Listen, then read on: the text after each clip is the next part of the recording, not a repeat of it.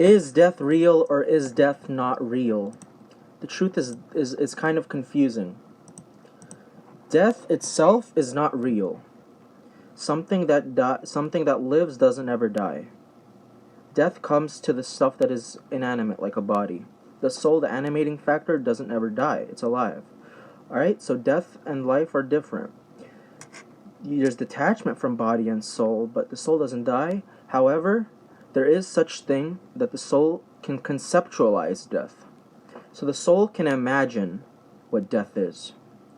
Though it'll never die, it can be in a state of delusion.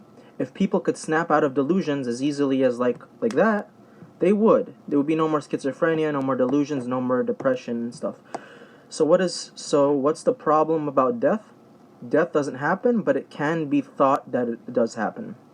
And when the soul starts thinking that there is such thing as depression and that it'll die, it starts thinking life is meaningless and pointless, and then it gets depressed and anxious and problems.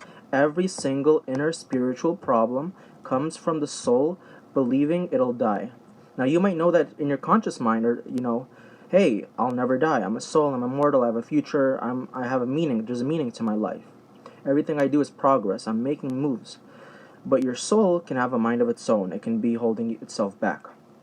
So my advice is to never do anything that gets your soul thinking that it'll die forever. Because every inner pain, spiritual pain, has to do with the soul thinking it's going to die.